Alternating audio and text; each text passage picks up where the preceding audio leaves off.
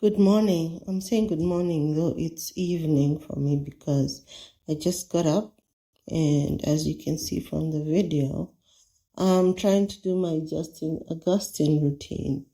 For August, it's August Awakening, and it's trying to improve mobility. So you can see me like sort of lying back because Justin is lying flat on the bed, and we're doing toe exercises. Apparently, toe exercises are really important for mobility because you walk on your toes or whatever. So I'm crunching my toes and then flaring them out at the moment. You can't see it on the screen. You can see the rest of me, which is looking kind of like full, shall we say, full-figured. I'm a full-figured person.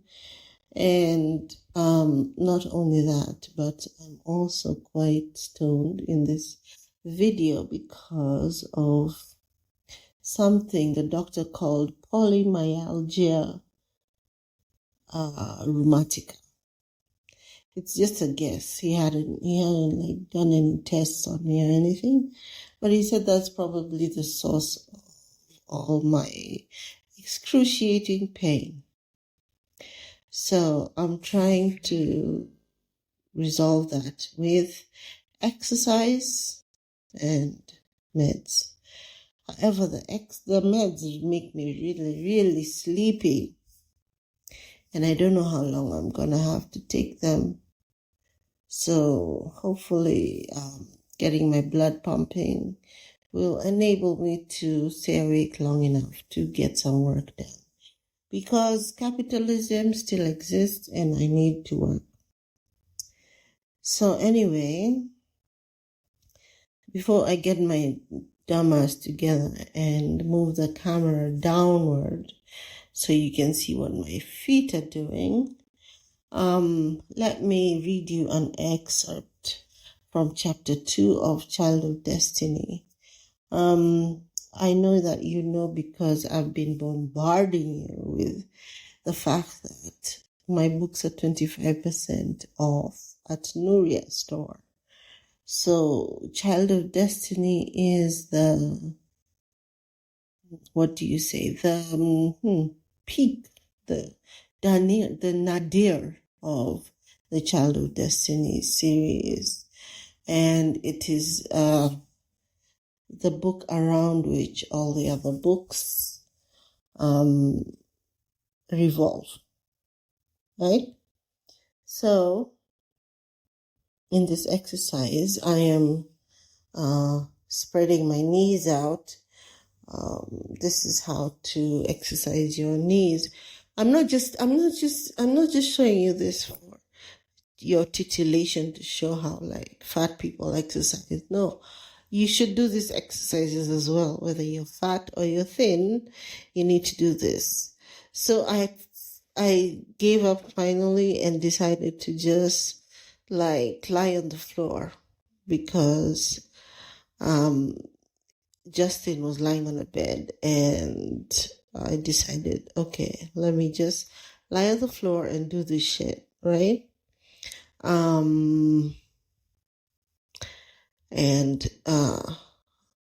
Yeah, I don't know. Yeah, there you go. All covered up. So, what's happening now? What is happening? I don't know what I was doing there. So, anyway. Oh, I get it. I was trying to make you see what I was doing. Okay, so we're exercising the arms and the glutes at this point. And yeah. So chapter 2, in which a life is saved. When she walked out of the bathroom, which was across the hall from her room, she cocked a peek to see whether Leo had stirred. He was standing in the middle of the room, fully dressed to his black alligator skin boots. Leo's family was in the alligator business, hunting them, raising them, and selling their various components, skin, meat or teeth, whatever anyone wanted. So when he wasn't wowing the school courtside crowds with his basketball skills, he was at his uncle's farm, learning the family business, or else canoodling with his girlfriend Charlotte in one of her various family properties and hosting exclusive parties for the in crowd at her lake house. His life was pretty much set the way that he liked it, or so it seemed. "Do you have what you need now?" he asked her, his voice slightly huskier than usual. She was startled out of her thoughts by his words. She wasn't really sure that all this was happening, or he was simply a figment of her imagination. Although God knows, if she was going to imagine herself in passionate embrace with anyone, his name wouldn't top her list. Arrogant, insensitive, alligator-killing son of a gun, she thought resentfully. "Yes, I have what I need," she replied, and turned abruptly away, heading for the stairs to the attic, where she kept her herbs, and the cauldron sat waiting in the fireplace. Sensation was still shooting through her body in disconcerting aftershocks, and there was something wet running down her legs that she didn't want to think about too much. She could feel her legs wanting to shake with reaction, but she would not let them. So that's the end of the excerpt. You can read more in Child of Destiny. And here I am, I think, about to complete the exercise. I think we were doing piano fingers. You were doing piano fingers at the time? Yes, we were. So yeah, enjoy. I know the fat girls.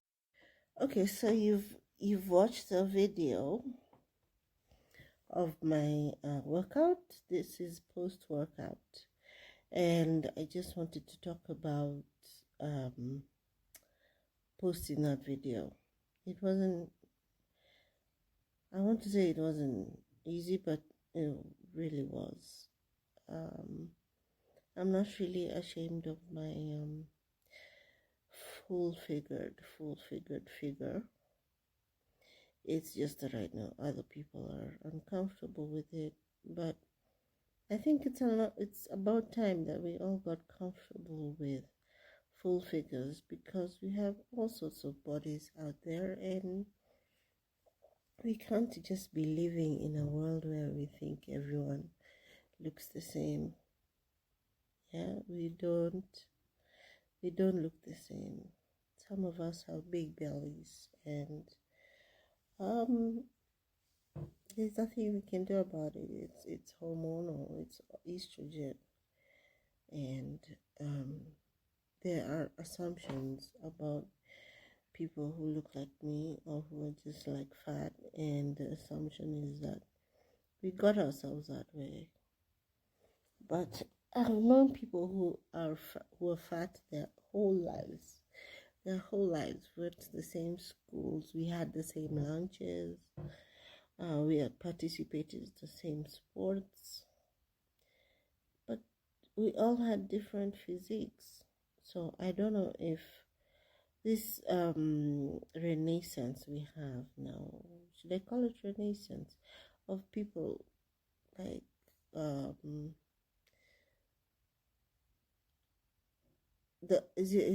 would we call it like fat phobia, just like people really looking down on fat people.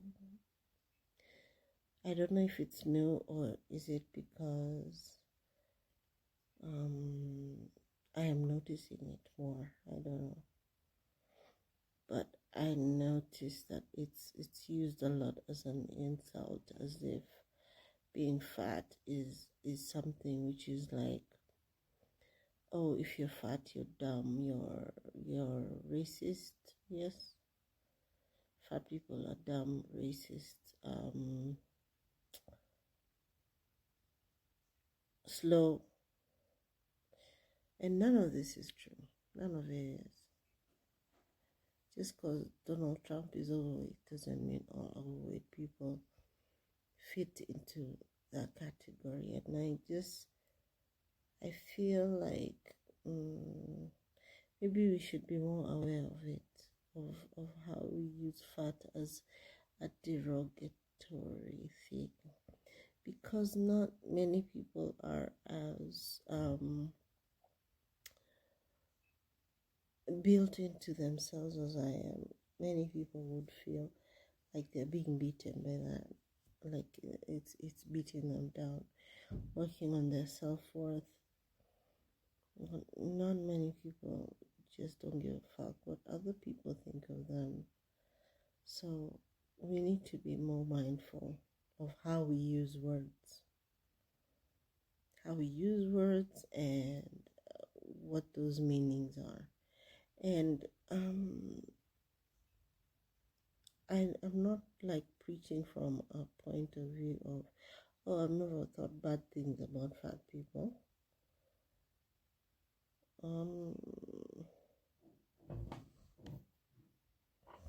I can't I don't remember specifically thinking, oh, fat person is not as attractive or whatever, but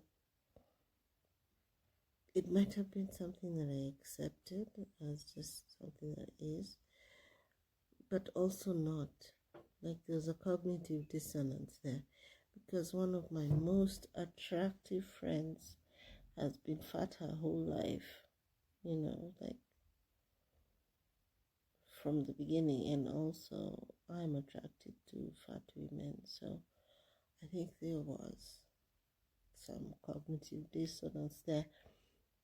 My point is, we need to be mindful. We need to be more mindful of how we use words.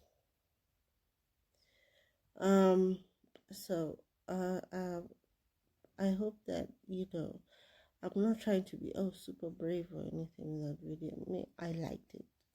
And I thought it's something that needs to be shared.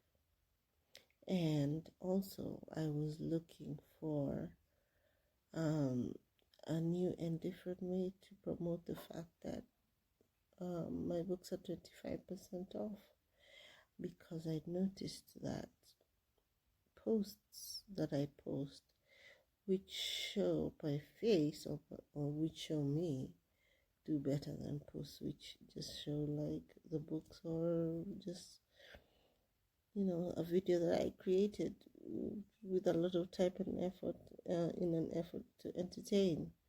So I found that weird, because I'm not that interesting to look at or talk, but apparently.